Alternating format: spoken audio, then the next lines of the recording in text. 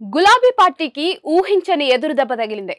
గులాబీ party working president Kalvakuntla Taraka రామారావుకు గాయమైంది. Gym లో work out చేస్తూ ఉండగా కల్వకుంట్ల తారక రామారావు తీవ్రంగా గాయపడ్డారు. దీంతో ఆయన వెన్నుపూసకు గాయమైనట్టుగా తెలుస్తోంది. ఈ విషయాన్ని స్వయంగా గులాబీ party working president Kalvakuntla Taraka Ramarao పేర్కొన్నారు. తాను జిమ్ లో వర్కౌట్ చేస్తూ ఉండగా గాయపడ్డానని, కొన్ని రోజులు ప్రజలకు దూరంగా ఉంటానని ఈ సందర్భంగా ప్రకటించారు. ఇక గులాబీ party working president Kalvakuntla Taraka Ramarao ప్రకటనతో గులాబీ పార్టీ నేతలు అలాగే కార్యకర్తల్లో తీవ్ర గందరగోళం నెలకొంది. కేసీఆర్ సభకు చాలా చక్కగా వచ్చిన కేటీఆర్ ఒక్కరోజు గడవక ముందే గాయాల పాలయ్యాడు. దీంతో కార్యకర్తలు టెన్షన్ పడుతూ ఉన్నారు. తమ నాయకుడి కుమారుడికి ఏమైందో అని ఆందోళన వ్యక్తం చేస్తున్నారు.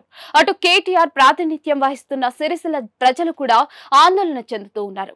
అయితే కేటీఆర్ ఆరోగ్యం గురించి సోషల్ మీడియాలో ప్రకటన చేయడంతో అన్ని పార్టీల రాజకీయ నాయకులు స్పందిస్తూ ఉన్నారు.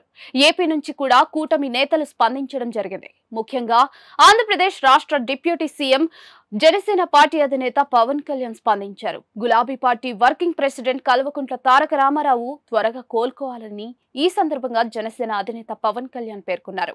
ప్రజల కోసం నిత్యం తిరిగే కేటీఆర్ కు అలా జరగడం తనను బాధించిందని వెల్లడించారు.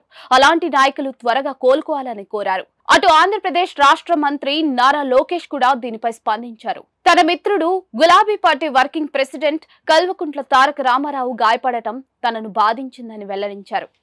కేటీఆర్ వెంటనే కోలుకోవాలని ఈ సందర్భంగా పేర్కొన్నారు నారా లోకేష్.